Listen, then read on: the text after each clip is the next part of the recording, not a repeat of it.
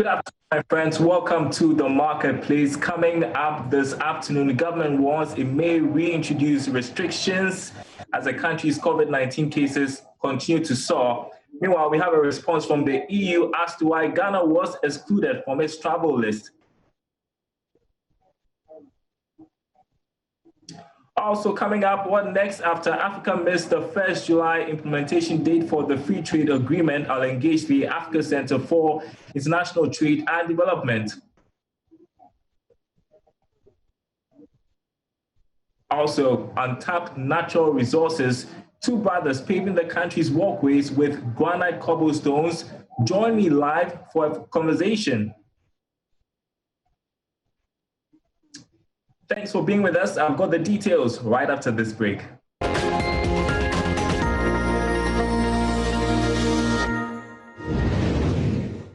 Welcome back, everyone, to our program, The Marketplace. We want to begin with the EU's response to the travel list that it issued earlier this week. Now, the European Union refused Ghana and other countries entry into their countries based on their fight against the COVID-19 restrictions. Now, Aboagye-Wiafe has been engaging the EU. He brings us more in this report.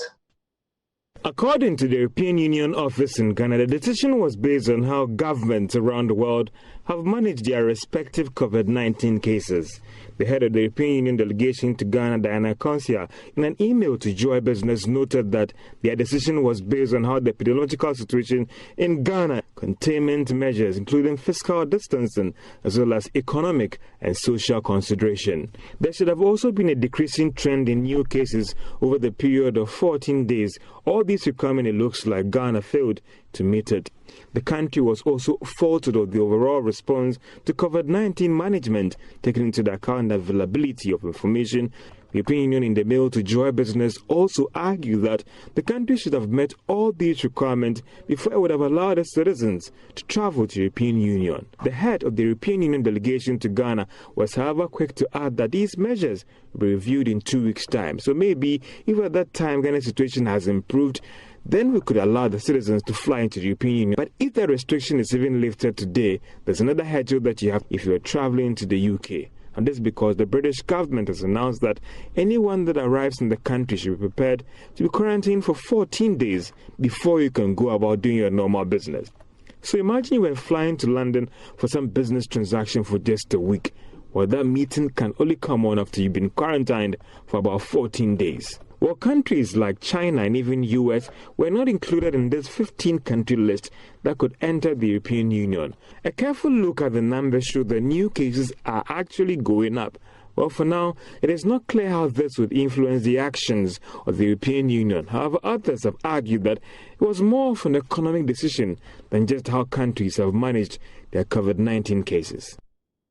And this has an impact on business, right? It has an impact on tourism. It has an impact on those of you who are hoping to have your business trips, no doubt. And so far, we know that 14 countries are allowed into the EU.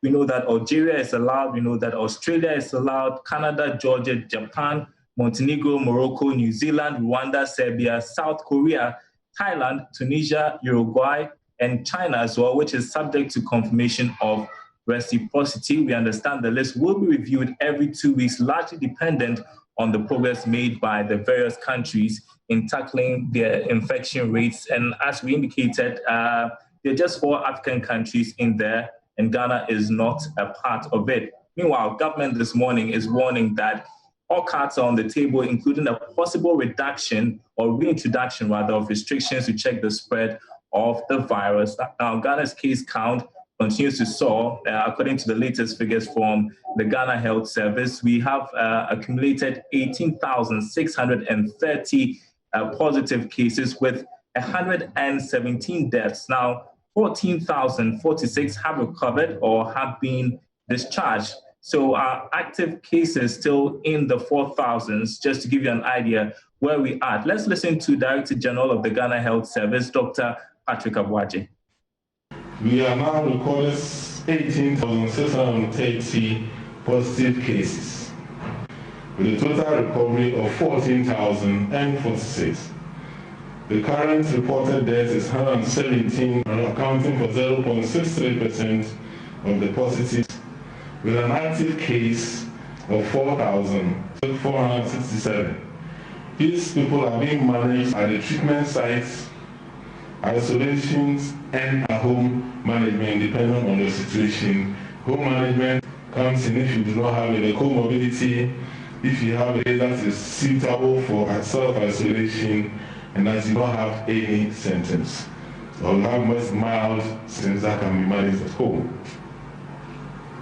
Currently, we have 22 cases who are severe conditions, 8 are critical with 6 on ventilators.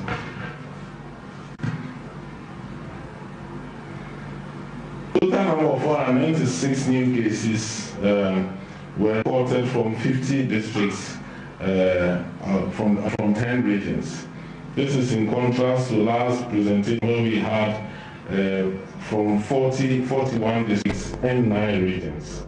Greater Accra remains the region with the highest new cases, out of 209 cases from 18 out of the 28 districts in Greater Accra. Ashanti follows with 158 new cases in 8 districts, 11 districts. Bono East has 35 new cases from 4 districts. Eastern Region, 27 new cases in 5 districts. Afo has 18 new cases in 1 district. This is a localized outbreak.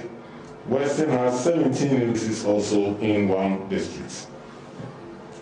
Powers reported 14 new cases in 5 districts. Central 10 cases in 2 districts. Water had 2 in 2 districts, and Western North had 3 from 1 district. Upper East, Northeast, Otibo, and Savannah did not report any positives as yesterday.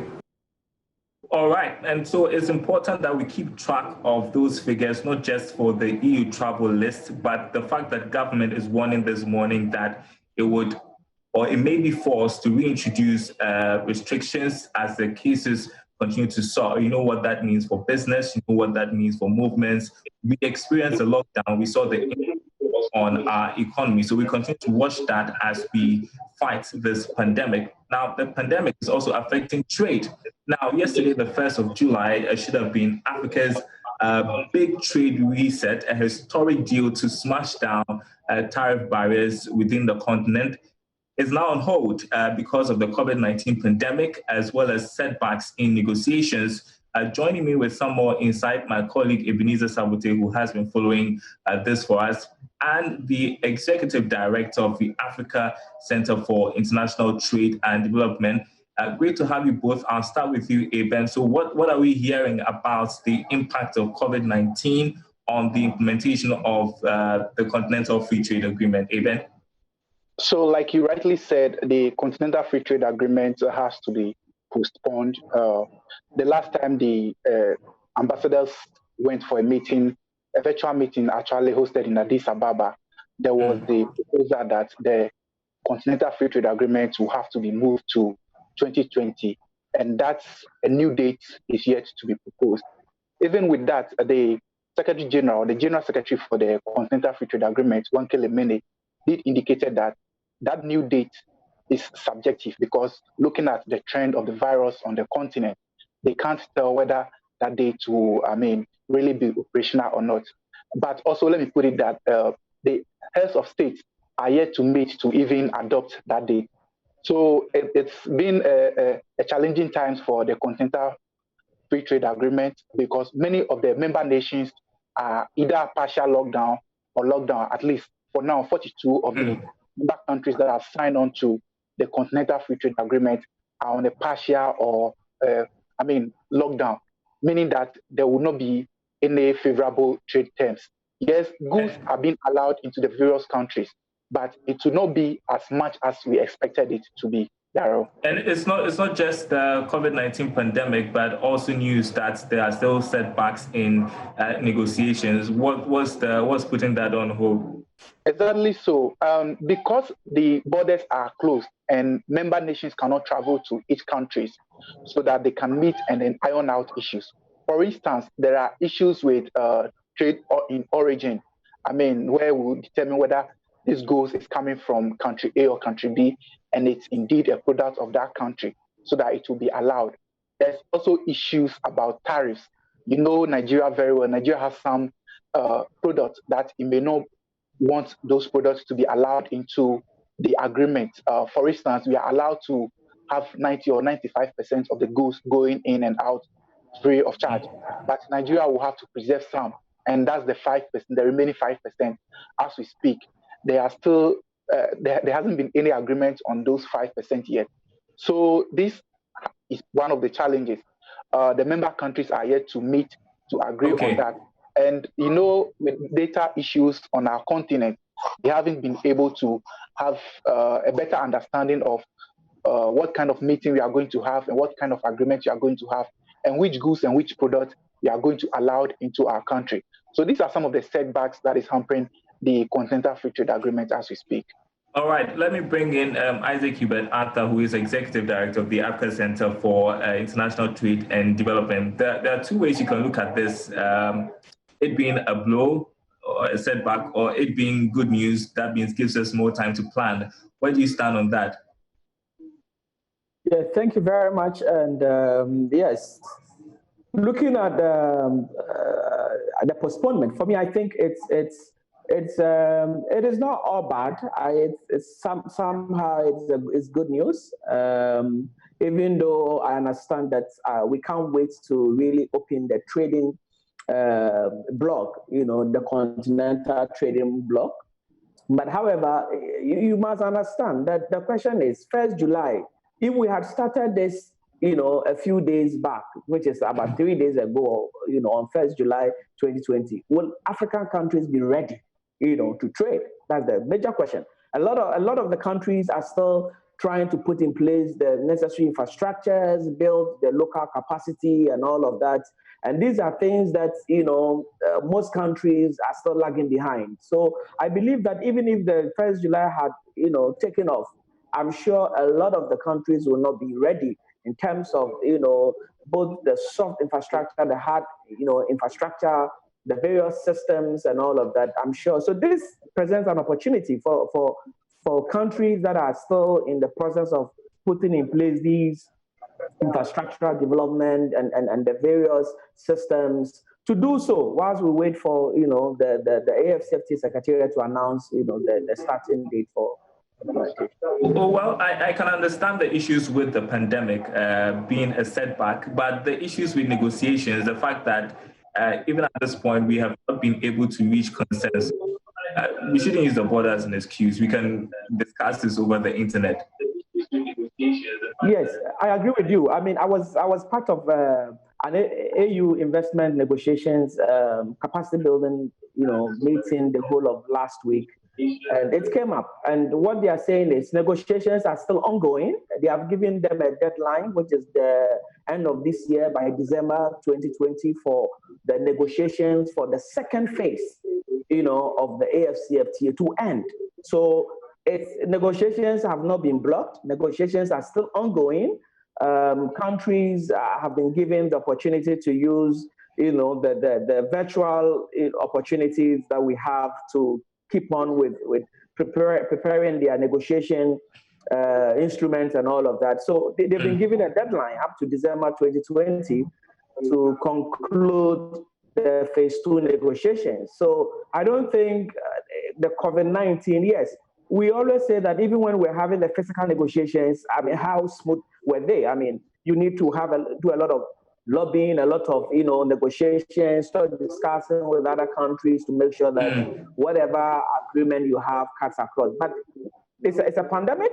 It's everybody is affected, but we are lucky to have this medium to be able to still go on. So I think negotiations, I mean, we can't sit down and then not take advantage of that. And finally, to your point about this perhaps being good news and helping us to re-strategize, what should be the focus as we look towards getting this operational? Yes, so as we are waiting, let's still continuing. I mean, looking at Ghana, we are still embarking on a number of initiatives, you know, trying to get ready for the implementation. I mean, based on our assessment, I don't think we have really gotten there fully yet. there are still a lot of things we need to put in place. So let's continue to focus on some of the measures. I mean, building local capacity is key. Otherwise, once the trading date takes off, I'm telling you, a lot of our SMEs and small, most of our fragile industries are going to be wiped out by most of these giant economies. So it's an opportunity to put in place policies that are going to help drive the capacity of our SMEs to be able to face these competitions. This is the opportunity. You don't need COVID-19 to go before you focus on that. So I think we can be looking at that and then also develop our infrastructures as we've started. Isaac Hubert Arthur, Executive Director of the African Center for International Trade and Development, as well as Eben Sabute, who is my colleague here at Joy Business. Thank you both so much for speaking to us on the Marketplace. You're watching the Marketplace. We want to move on to some other story. Ghana is blessed with as much gold as there is granite. You wouldn't believe it, but granite remains largely untapped. Now, two brothers are paving the way. They're actually aiming at paving the country's walkways with the granite cobblestone. There's more in this episode of the Joy Business Van.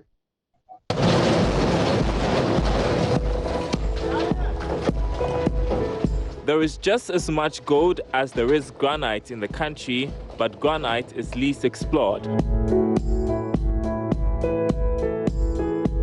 At the North Kaneshi Industrial Area here in Accra, two brothers are finding use for these granites, turning them into cobblestones for pavements and buildings. There's nothing quite like this in Ghana, and the two brothers, Nana Osei-Aboa and Kweku Osei-Aboa, are paving the way. Nana, an engineer, came up with the idea and got his brother Kweku on board. This was me sat in a bank dealing with people's monies and millions and all that.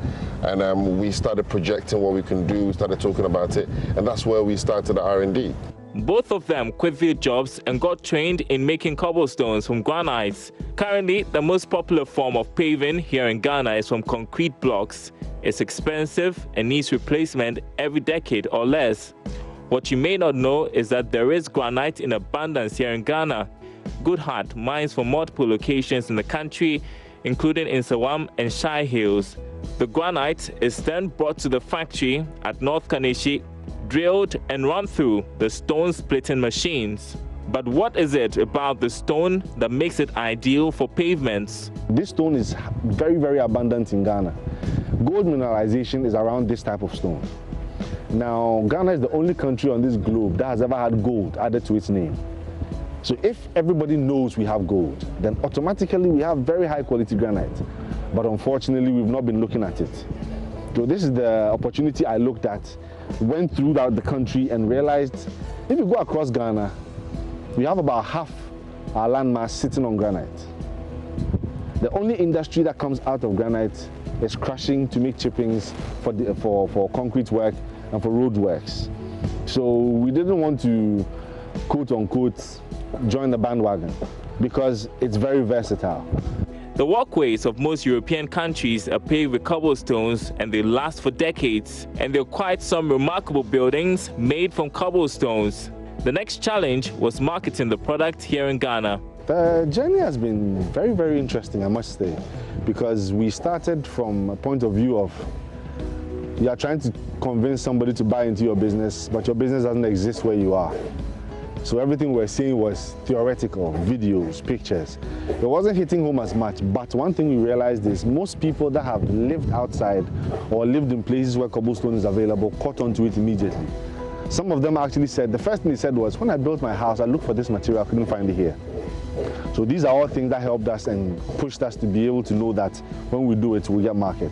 The brothers have carried out a number of projects, and the recent one being paving the Lashibi Funeral Home. It's been a challenging first year, and the brothers have had to invest so much in the startup. Machines are expensive, they're unique machines. You need certain specific things to be able to deliver this product, as you see behind us. Now, when you look at any financial model, the biggest part of it is to try and understand how your overheads will be less than what you got coming in as cash inflow. And that is what we've worked on for for a few years now. We've looked at it. Our pricing is strategically placed so that we can be able to cover our overheads as well as have enough to expand. As part of plans to expand, Goodheart is seeking support from the One District, One Factory Secretariat. As Nana explains, this has the potential to create jobs and lift many out of poverty and even help in the fight against illegal mining. 90% of people in Galamsey never hold any gold. They go in to carry mud and pick up 20, 30 cedis a day. Now, if these resources are available in those towns, these towns need roads. These towns have teeming. All right, so that was a bit of the report capturing what Nana was saying. Hello, Daryl, can you hear me? Was saying up to join us. Great to see both of you on Business Live. I'm excited to have you both. So it's interesting that we have got granite in huge quantities, yet not fully tapped. Tell us more, quick, Right. If you say tapped, I think it's a bit of an understatement. We haven't even scratched the surface of granite. We as a country are so blessed geologically, and when we look at what we've researched, the colors of granite we have, the textures, and everything else that we have that we're exploring at the moment, we can just see how huge the potential is and where we've got to go from here. And that excites us every day because, I mean, obviously we're looking at the options every day, we're exploring them. And the more we discover, the more excited we get.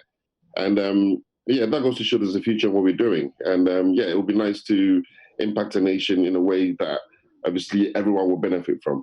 And speaking of what you're doing, and I'll say, what has been the progress since we last spoke on the Joy Business Van? Okay.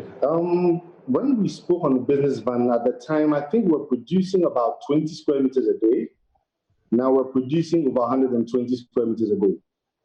We had a staff strength of about 5. Now we have a staff strength of about 25. We've tried with quite a few colors of granite now. Back then we're doing only 2 colors, now we're doing about 5. And we're talking about being able to do roads, being able to do private homes, being able to do small projects. We've done quite a few of them. We've done about 4 roads in Temaport as we speak. We've done private homes in Laboni, cantonments. We've done homes in Northridge, Dansoman, etc. So with respect to being able to prove what we can do, we've done that. Now the main thing is being able to get out there, make people realize Cobblestone is available and get jobs. So if the job is even as small as a 10 square meter area in your garden, or it's a road leading to your house, or the house's yard itself, we'll be more than happy to do it. Okay, I mean, you talked about the Temaport, which you are really excited about. Could you tell me what the future is for your business after this? I mean, the future is to expand. As my brother rightly said, we've gone from producing as little as 20 square meters a day to north of 120. And we are trying to get other products in the mix because obviously we're looking at stone, and stone can do so much, including wall cladding, even just gardening and stuff. So what we're trying to put out there is the fact that yes, stone is life really, and we can get stone anywhere you want it to, whether it's roads, whether it's your home, whether they're car parks and stations. You know, that's what we're looking to expand to. And the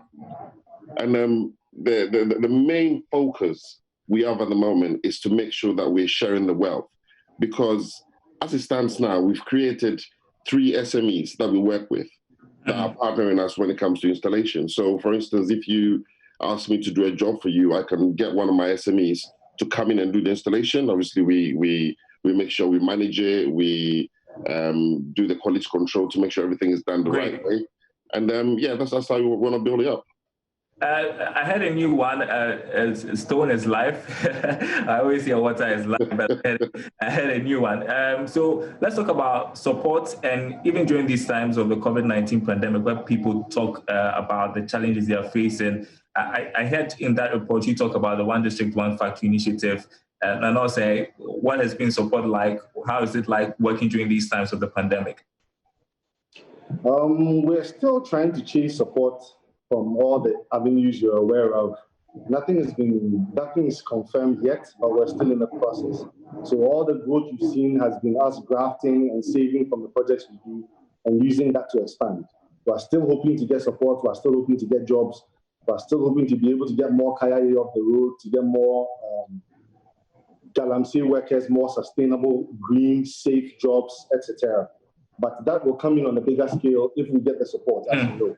But we've not been able to get that yet, and we're still following up with that.